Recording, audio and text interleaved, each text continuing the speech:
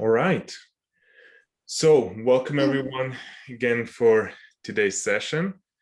So today's first speaker is Andrea Nützi from ETH Zurich. And she will talk about three amplitudes in Yang-Mills and general relativity as minimal model and minimal model bracket in my notes and recursive characterization. Please. Thank you very much. So this talk is about three amplitudes of Yang-Mills and general relativity. During the last about 15 years, amplitudes have been studied intensively with interesting results also at tree level. So my main interest is mathematical GR. And so for me, it was interesting to understand these amplitudes in a framework that is also suitable to study true PDE solutions. So this is the first part of the talk, where we discuss amplitudes in the framework of differential graded algebras and Markov perturbation theory. Amplitudes will be formal objects, which is the usual point of view in amplitudes literature.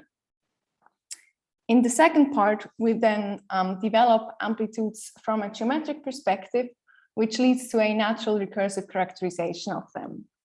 This is inspired by the well-established PCFW recursion. So let's recall what three amplitudes are. We start with Yang-Mills. For this, fix a complex four-dimensional vector space C4 with a non-degenerate quadratic form. Because we are over the complex, all such forms are equivalent. C4 is momentum space, so we consider complex momenta K. The quadratic form is denoted by a square, and the zero locus of the form is a cone. Now, a momentum K on the cone is called on-shell. And for every such on-shell non-zero momentum K, we can define this two-dimensional complex vector space. The inner product is given by polarizing the form, and the quotient is well defined because K is on-shell. We denote this space by H because later it will reappear as the homology of some differential. This H has an induced quadratic form, and so it canonically decomposes into a direct sum of one-dimensional vector spaces called the helicities. They are labeled by -1 and +1. These helicities are actually the fibers of a direct sum of rank 1 bundles, or sheaves, if you like, on the cone. Now, finally, the n+1 point amplitudes, actually the color-ordered ones, are some multilinear maps on the helicities. All the momenta are required to be on shell, and there's momentum conservation. These maps are given by a sum of Feynman diagrams with rules read off the Yang-Mills Lagrangian. Color-ordered means that they are defined without reference to the internal algebra of Yang-Mills. So to get the usual amplitudes, one just has to tensor each helicity factor with the internal algebra, say U, and one has to multiply the amplitudes by appropriate algebra factors.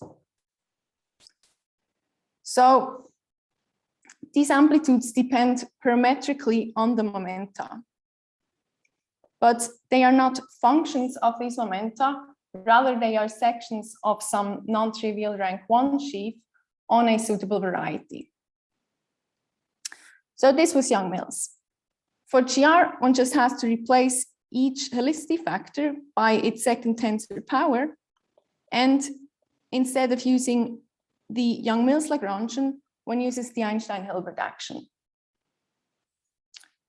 So the simplest example is the well-known three-amplitude of Yang-Mills. An interesting fact is that this vanishes whenever both momenta are real. The proof just uses Lorentz equivariance. The special thing about real momenta is that whenever K1, K2, and K1 plus K2 are real and on shell, then they must be parallel. But then there's an SO2 subgroup of the Lorentz group, which stabilizes them simultaneously. But then this SO2 acts on this amplitude with fixed momenta, so it acts fiberwise. But the irreducibles of SO2 that can appear in this tensor product are all inequivalent to the ones that can appear in the single factor. So the amplitude is 0. Now, in the complex, this argument fails because then these three momenta are not necessarily parallel. But still, it is tempting to conclude that these amplitudes do also vanish when the momenta are complex. The intuition is just take a Taylor expansion about the real locus, and this is zero. A theorem in this direction is the following. If an irreducible variety is given by real polynomials, and if it has at least one real regular point, then the real points are Zariski dense. Now, luckily, this tentative corollary is wrong. Namely, these three amplitudes live on this variety. And this has two irreducible components. I'm sorry, Andrea, yeah? but I think that we cannot see if you're writing now. Oh, I see. Oh, yeah, now yeah, it appeared. Yeah. So maybe you. Yeah. Okay, I'm sorry, I did not. Okay. So, yeah, yes. maybe it was hard to follow. Yeah, we basically did not see most of the slides. Yeah. Okay, I'm sorry. So was this you still saw, right? Yeah, this we didn't see the drawing though. Okay, I'll repeat briefly. So yeah, in the real, I said that these momenta, when they're real and on shell, they have to be parallel. And so there's this SO2 subgroup which stabilizes them. And yet then, as I said, this SO2 acts on this amplitude fiber-wise, but the irreducibles appearing in the tensor product are inequivalent to the ones in a single factor. And so by Schur's lemma, it vanishes. And now in the, so in the, and in the complex, these three momenta are not necessarily parallel. So you cannot do this argument. So yeah, there's, the tentative corollary is that the amplitude, one would think that, or the first thing one thinks is that these amplitudes also vanish in the complex. Because as I said, you can take a Taylor expansion about the real locus. And I'll repeat the theorem because maybe it's hard to just hear it.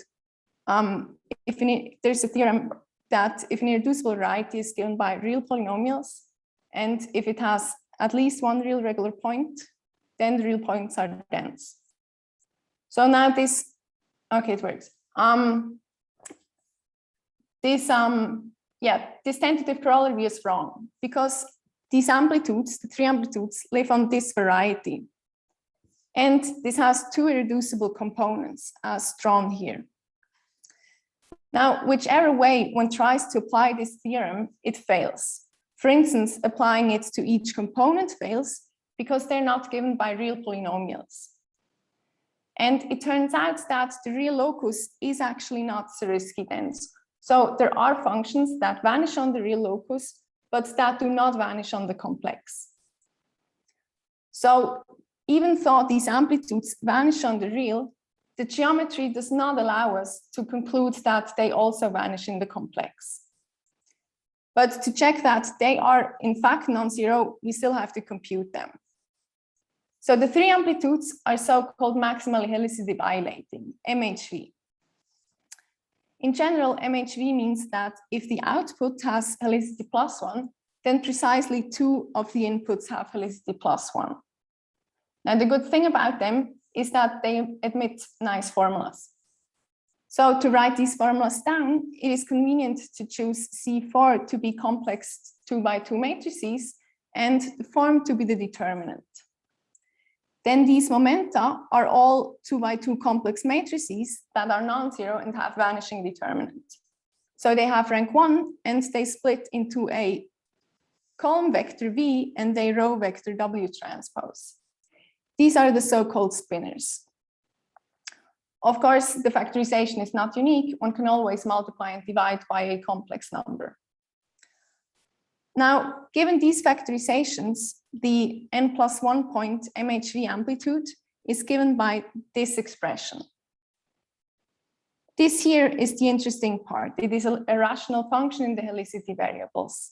And these products are given via this anti-symmetric matrix. The part here is just a trivialization of the sheaf where amplitudes live in. And in particular, it makes the whole expression independent of the chosen factorization. So this formula was first found by Parkey and Taylor in the early 80s. And it is interesting because it is much simpler than the definition in terms of Feynman diagrams would suggest. Also, it has structure that one does not see by just looking at the diagrams. So this is one reason why such recursive characterizations as the one we will discuss are interesting, because they avoid Feynman diagrams and they make certain structures more apparent. So this formula also holds for our 3 amplitude, but only on one of the 2 irreducible components. And there it simplifies to just this single factor. And one can now explicitly check that this vanishes on the real locus, but does not vanish identically. So we'll now start with the first part of the talk, where we construct 3 amplitudes of Young-Mills and GR in a non-standard manner as the L-infinity minimum model brackets of some differential graded Lie algebras. Among the related literature to this algebraic part is Kachura, Arvanitakis, and also Magrelli, Semon, and Wolf. In the second part, we then first clarify that amplitudes are sections of a certain sheaf on the variety of kinematically admissible momenta. This then allows us to prove a recursive characterization independent of Feynman diagrams. I'll discuss the relation to BCFW at the very end. So, what differential graded Lie algebras do we use here? These are DGLAs that completely encode Young-Mills respectively GR, meaning they encode the field equations, the gauge transformations, and the usual algebraic identities.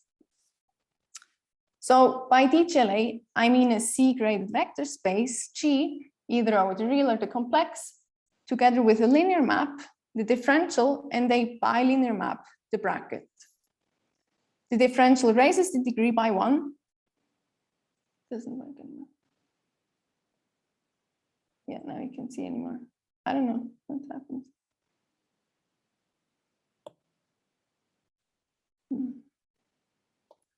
Yeah, it works. I'm sorry for this problem. Yeah, the differential raises the degree by 1 and the bracket preserves the degree. The differential and bracket, of course, have to satisfy some axioms. The differential squares to 0. There's the graded Leibniz rule, the graded anti-symmetry, and the graded Jacobi identity.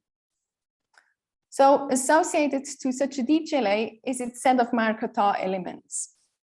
This is the set of degree 1 elements that solve this Markov equation. This equation is set in degree 2. Note that because the bracket preserves the degree 0 piece of this DGLA. Did this problem happen before? I'm sorry. Like that, it really does not work well. My screen share. I mean the drawing, I think it doesn't. No, it's even if I kind of slide to the next slide. Do you want to maybe I reconnect? Stop sharing for a second and then share again or something? Yes. Okay.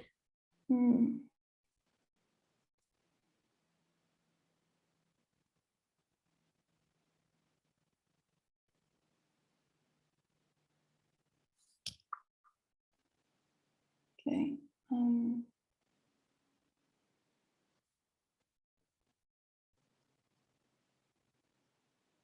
And so far it always works. Yeah. Okay.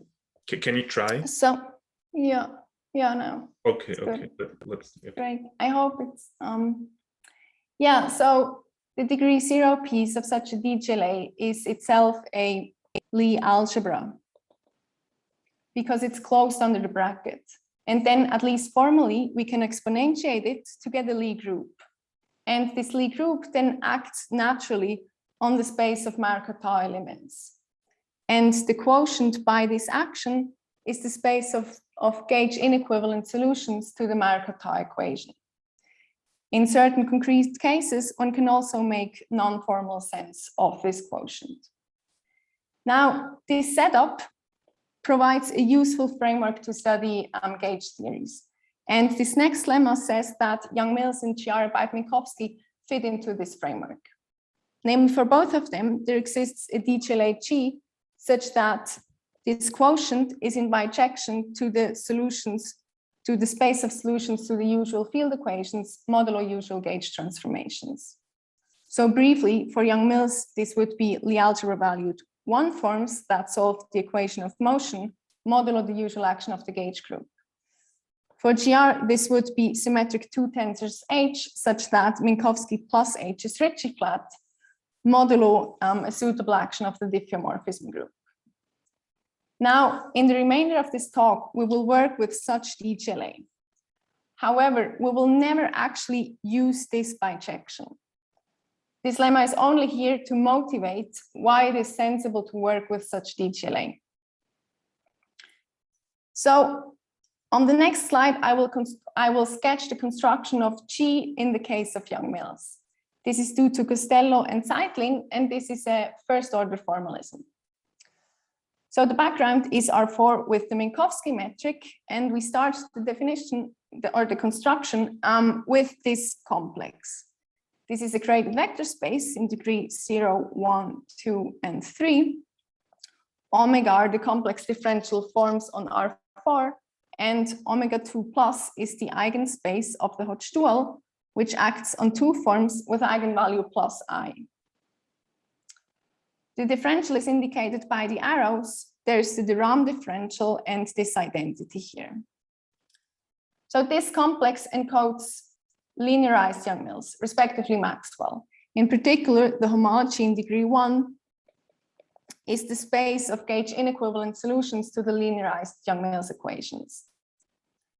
Now, to build in the nonlinear part, we define a multiplication on this complex, which then endows it with the structure of a differential graded commutative algebra. This multiplication is essentially the wedge product. I'll give some examples. If we start, for instance, with 2 elements, A, B, and omega 1, then their product is in omega 2 plus and given by the wedge product, but we also have to project to omega 2 plus. If we start with an element A in omega 1 and B in omega 2 plus, then their product is in omega 3 and just given by the wedge product. Say we start with 2 elements in omega 2 plus, then the product vanishes. The remaining instances are defined analogously, and one can check that this really does define a DGCA. In particular, the multiplication is compatible with the differential. Given this structure, our DGLA G is the tensor product of this DGCA with the internal Lie algebra of Young-Mills. The differential acts trivially on the Lie algebra, and the bracket is just given by distributing the DGCA multiplication and the internal Lie algebra bracket. This has all the axioms of a DGLA, and in particular, it satisfies the lemma from the last slide. So that's Young-Mills.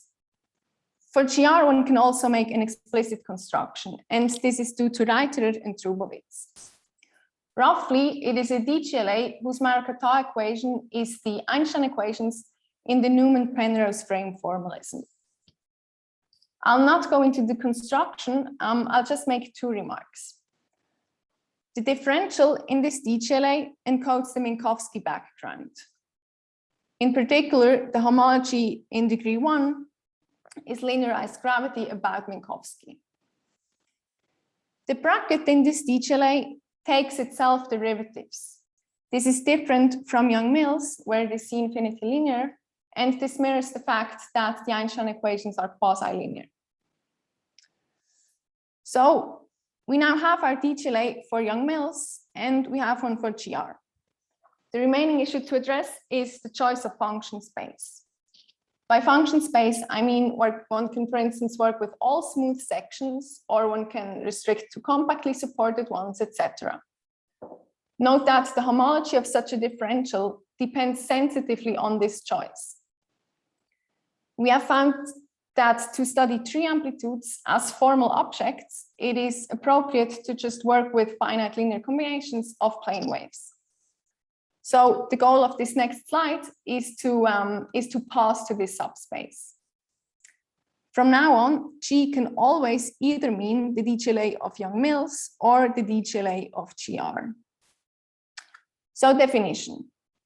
For every complex momentum, we let Gk be the finite dimensional subspace of our DGLA that consists of plane waves of momentum k. So elements of the form v times e to the ikx with v a constant vector.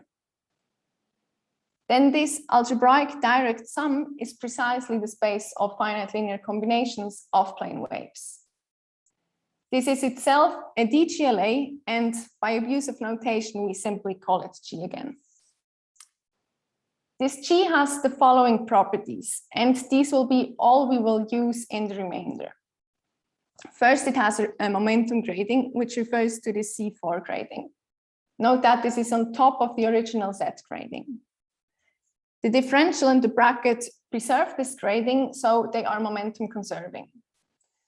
For instance, this means that if we apply the differential to a plane wave v times e to the ikx, then we get a new plane wave, say v tilde times e to the ikx with the same momentum. Now, it is a matter of convention if we keep on writing these plane wave factors, and actually we'll discard them from now on. If we do this, then the differential bracket are just arrays whose entries are first order polynomials in the momentum.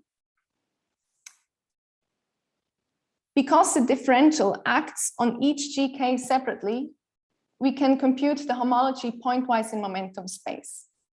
There are two cases. When the momentum is off the cone, then the homology just vanishes. When the momentum is on the cone and non-zero, then one has homology precisely in degree 1 and degree 2. The homology is what distinguishes Young-Mills and GR. For Young-Mills, both H1 and H2 are canonically isomorphic to this direct sum of the helicities we saw at the beginning. For GR, one has to use the respective second tensor powers. In particular, both H1 and H2 are the fiber of a direct sum of rank 1 sheaves on a cone. The sheaf appropriate for Young-Mills is inequivalent to the one appropriate for GR. So note that I did not tell you what the homology at the origin is, and we'll never use it. So the last property we'll need is some homogeneity and Lorentz equivariance of, like it stopped. I don't know what the problem is. Yeah, I'm sorry. I don't know what is going wrong here. I really apologize for this. No, I mean, it's not your fault. Just maybe, I mean, or just try to go out and come back or something. Again. Yeah. Yeah. I mean, not go out again. Yeah, like yeah. The Just screen. stop Yeah. and. Yes.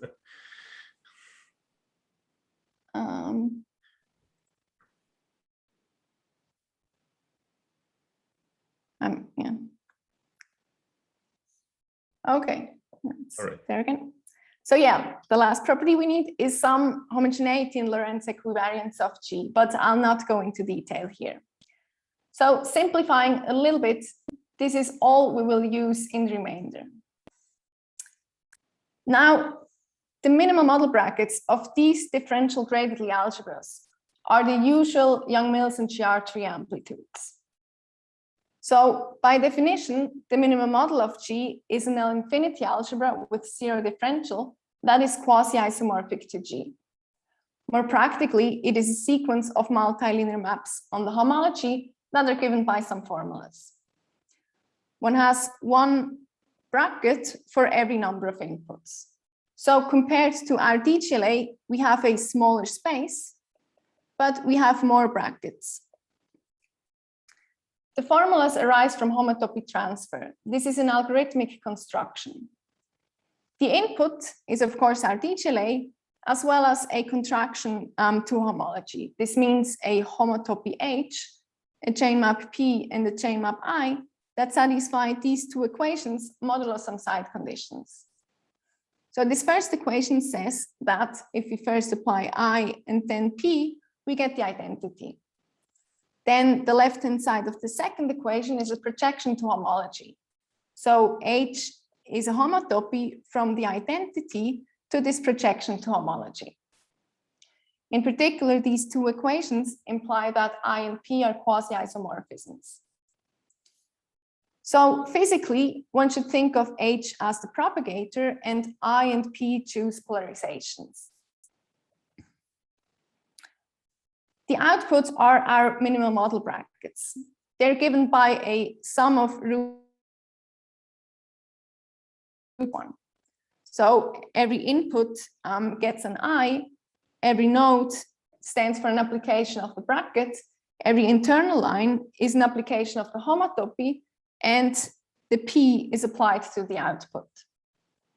The degree of these maps is so that if all the inputs are in homological degree 1, then the output is in homological degree 2. And these are actually all the maps we get because we only have homology in these degrees. So we get cubic trees for both Young-Mills and GR. For GR, this is a little more unusual. Now it is natural to restrict to contraction that are momentum conserving. Then H, I, and P are just matrices whose entries are functions of K, of the momentum. Then also our minimal model brackets are momentum conserving. So if all the inputs have some definite momentum, then all the maps in the tree have some definite momentum, and the outgoing momentum is the sum of all the incoming ones. The generic momentum configuration is that all the incoming momenta and the outgoing one are on the cone, else we don't have homology, but the internal momenta are off the cone. Now, the structure of these homotopies is important. They can be chosen as matrices whose entries are rational functions in the momentum. And locally, away from the cone, they can always be chosen to be regular. However, as one approaches the cone, they must blow up because the dimension of the homology jumps across the cone. And this singularity can be seen to be just a simple pole. So these homotopies introduce simple poles whenever an internal momentum goes on shell. So for instance, here we get a simple pole 1 over K4 plus K5 squared. So there's a lot of freedom in choosing contractions. And while single trees depend on the choice, stopped working.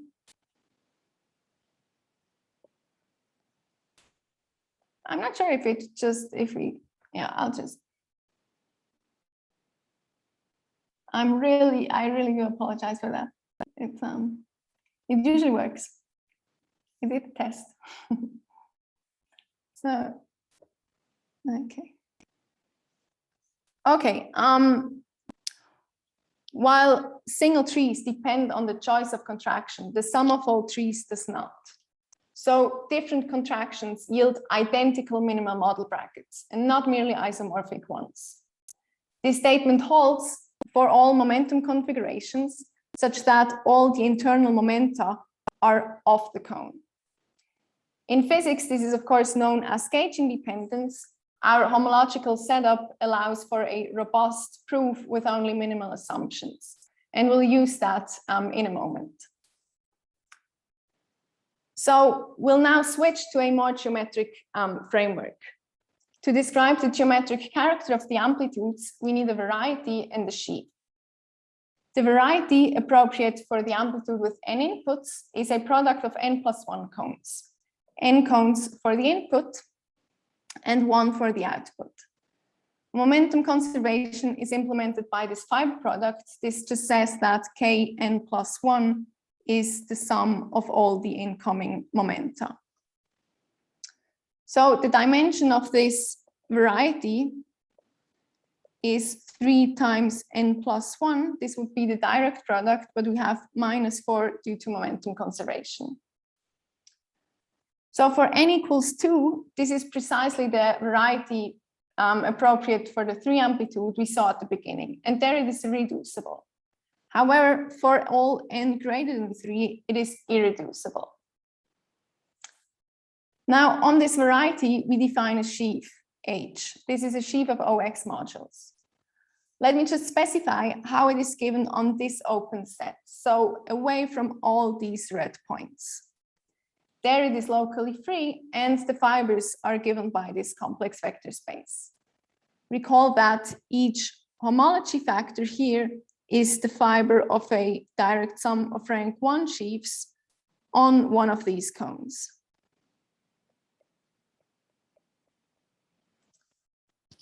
So the amplitudes we just defined are sections of this sheaf H.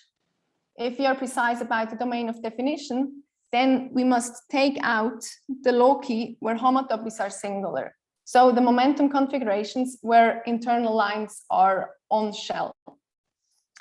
This is a codimension 1 subvariety. These sections have some known homogeneity, and to construct them, one picks an open cover of this set.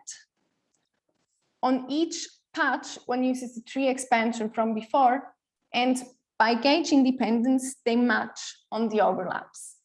And so one can glue them to get a section. Now, this geometric statement that amplitudes are sections of H on this open set, this statement taken by itself misses important information. For instance, it does not constrain the order of poles along these subvarieties. So there are sections of H on this open set that have poles of order 17 there. Now to fix this, we need to shrink this locus of no control from this codimension 1 subvariety down to a codimension 2 subvariety. This is the purpose of the next 3 slides, and there will be no need to go further down than codimension 2. So to extend this control to an open set of the form X minus codimension 2, we need 2 definitions. First, decompose each of these subvarieties where an internal momentum is on shell into its irreducible components. Each component corresponds to a prime divisor P. This means a prime ideal with codimension 1. Actually, in most cases, these varieties are themselves irreducible. The blue lines in this picture are some examples. However, in some cases, they do decompose, and it is important to keep track of that. Because if it decomposes, then it can happen that an amplitude is singular on one of the components, but perfectly regular along the others. So given these prime divisors, we define C to be the union of all pairwise intersections of the prime divisors. This is in the geometric sense, so V of P is the zero locus of the ideal P. So roughly, C captures the loci where multiple internal momenta are on shell, and so multiple homotopies are singular. This has codimension 2. Now, on the last slide, we define sections on the complement of this blue codimension 1 subvariety. The idea is now to shrink this locus of no control down to the codimension 2 subvariety Z. We do this as follows. The formal sum of all the P's is an effective file divisor, and the sheaf associated to it precisely allows first order poles along all the P's. It does not allow higher order poles, so order 17 is excluded. Then if we take the tensor product of our H with this divisor sheaf, then simple poles can be absorbed into this second factor. So we can now improve on the statement from the last slide, namely amplitudes are sections of this product sheaf on the complement of Z. Still, we don't have control on Z. Actually, besides its codimension, this set has some other nice properties. It contains the full singular locus of the variety X. It contains the locus where the sheaf H is not locally free and where the divisor is not smooth.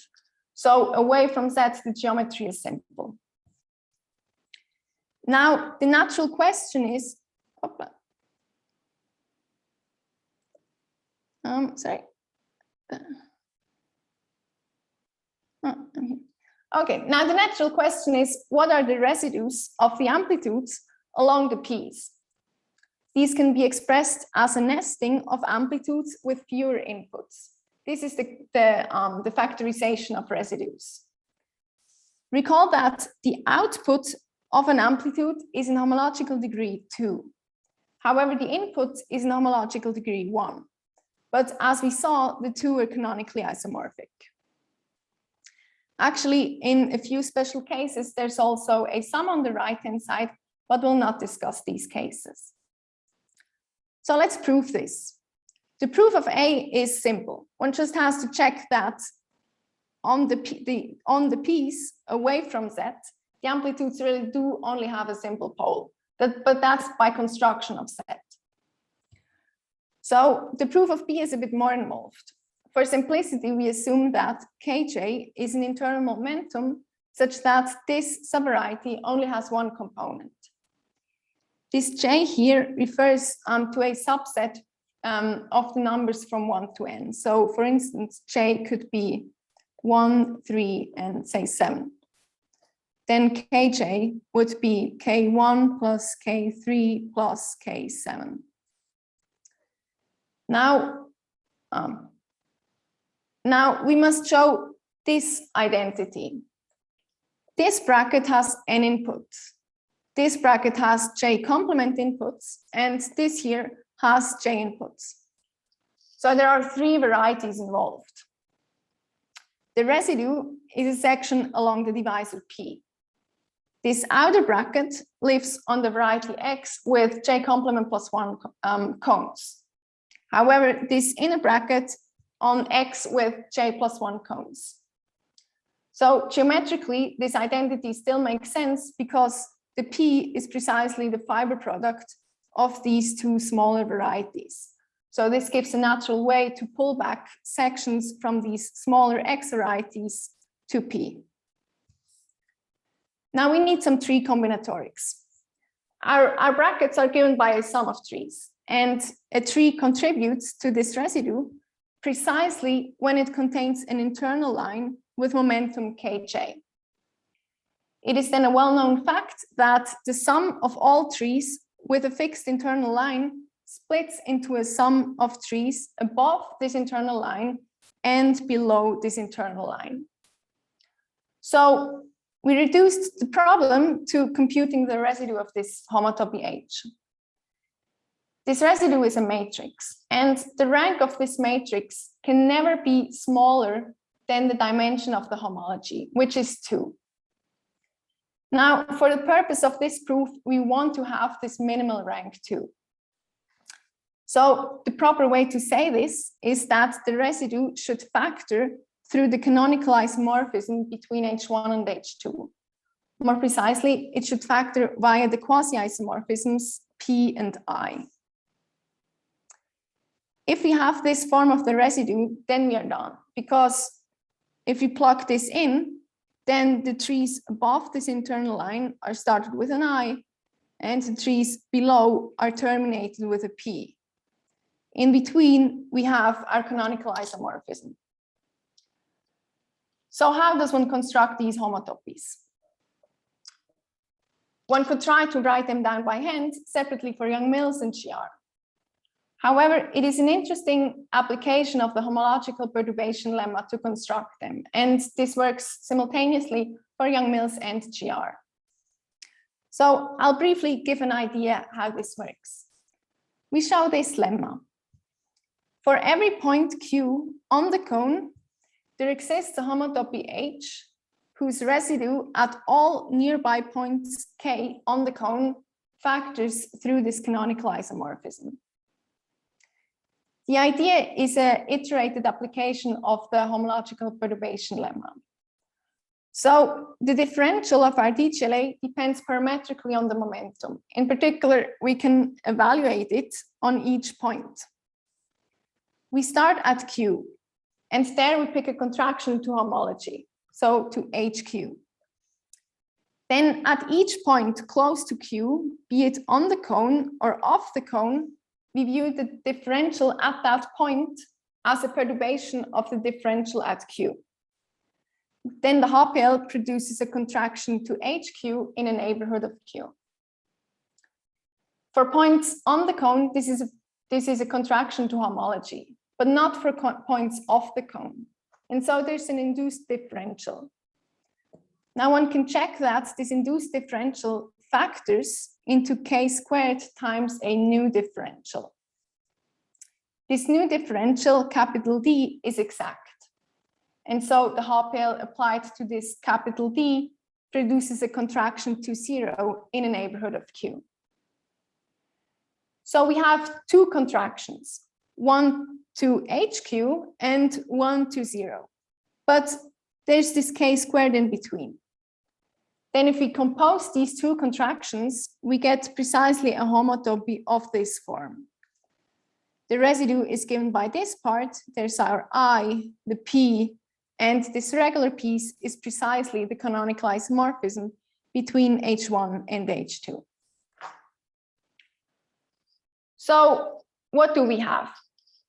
We identified a codimension 2 subvariety Z, on the complement of which we control the amplitudes, meaning they are sections of a sheaf only allowing first order poles, and the residues factor into lower point amplitudes. We know nothing on Z. Now we reverse the logic and we show that these properties are actually enough to characterize the amplitudes. This is the recursive characterization. The key step to do this is to show that codimension 2 is irrelevant, and this will require a version of Hartog's extension theorem. I'll briefly recall that. So the classical Hartog's extension theorem from complex analysis says that there are no isolated singularities in codimension 2. So every holomorphic function defined on C2 minus the origin has codimension 2, extends holomorphically to the origin. For singular varieties, this statement may or may not work. An example where it does work is the cone. The origin of the cone has codimension 2 again. Namely, every regular rational function defined on the cone minus the origin extends to the origin. The prototypical counterexample is the twisted quadric. This is some two-dimensional, actually homogeneous subvariety of the cone, and in particular, the origin still has codimension 2. But nevertheless, there exists a regular rational function defined away from the origin that does not extend. So whether or not Hartog's holds depends on the structure of the singularity. Morally, it holds as long as the singularity is mild enough. For instance, it works for all complete intersections. So this slide was for Hartog's extension applied to functions. But actually, we will need a version of Hartog's for a non-trivial sheaf. And then not only the variety is important, but also the structure of the sheaf.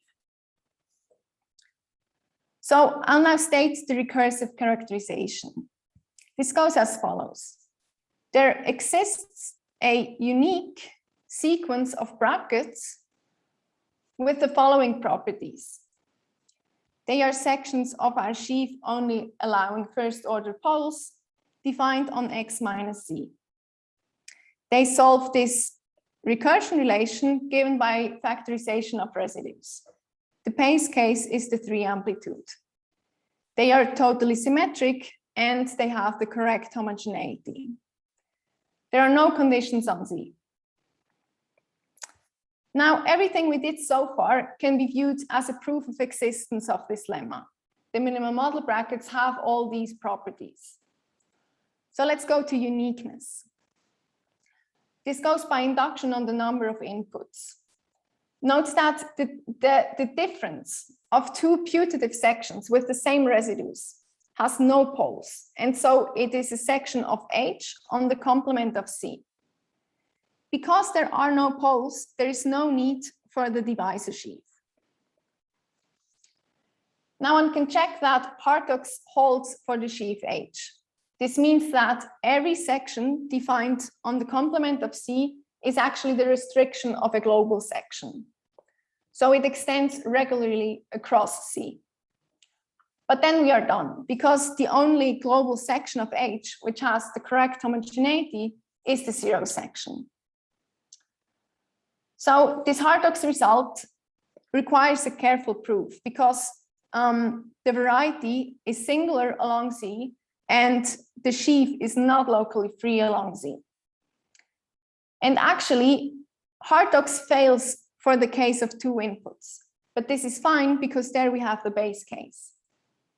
This is not due to the variety, this is still regular enough, but it is due to the sheaf. And actually, the 3 amplitude we saw at the beginning is precisely a section of H on the complement of C that is not the restriction of a global section. So that's the recursive characterization. Now, I'd like to compare this to BCFW. The basic geometric observation BCFW make is that for every point Q on this variety X, there exists a C2 that goes through Q and that lies entirely in X. Given this observation, one can then study the amplitudes as functions on this C2, respectively on the Riemann sphere by using homogeneity. These functions then have two kinds of residues.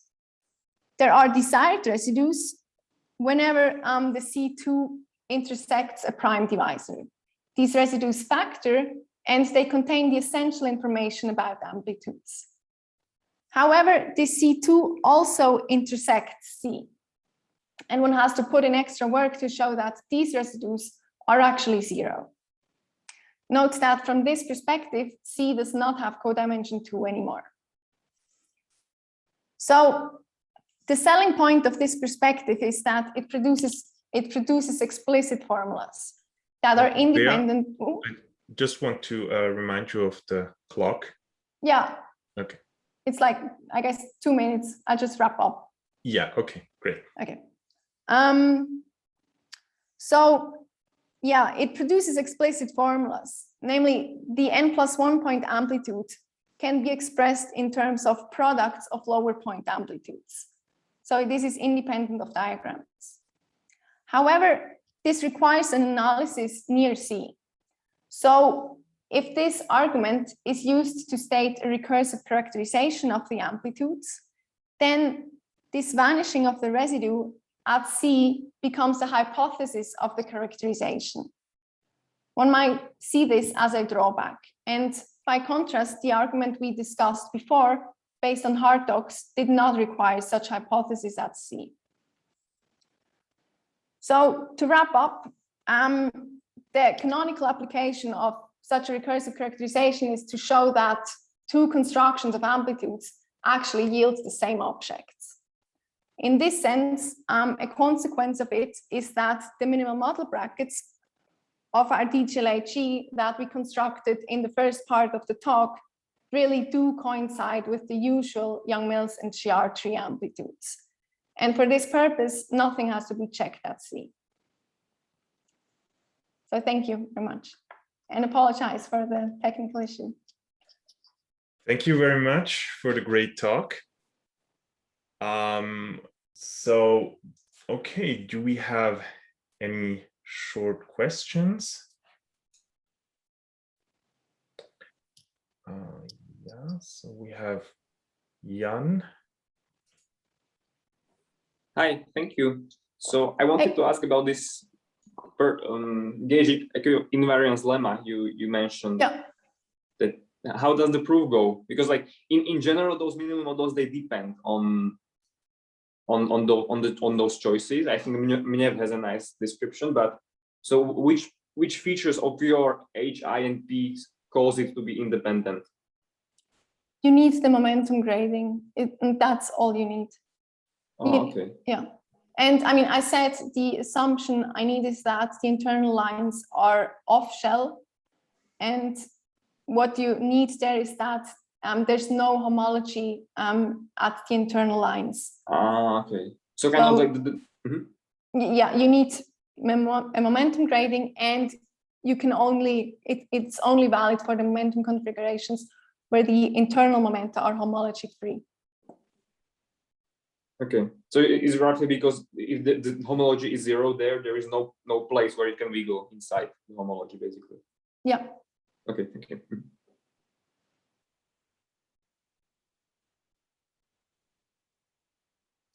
All right, so are there any other questions?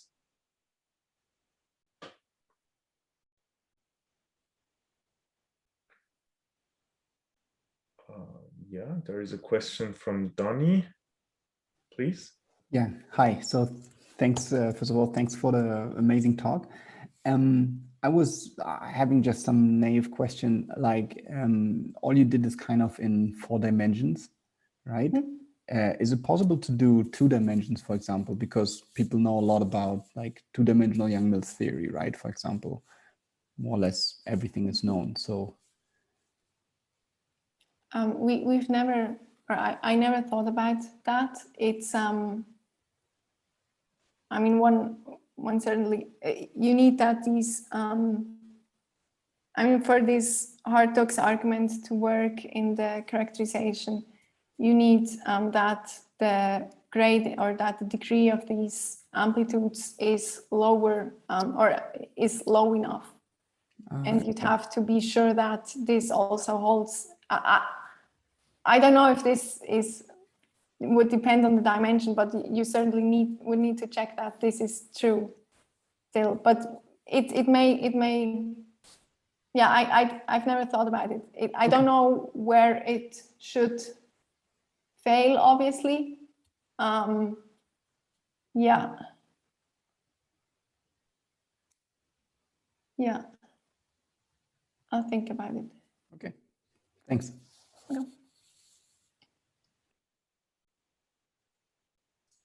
Okay, so do we have any other questions?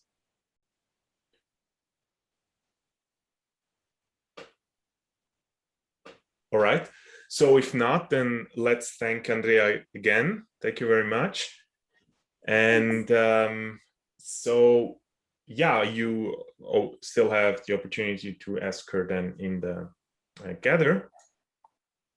So I guess then we'll make a short break until 11, and then we meet for the second talk.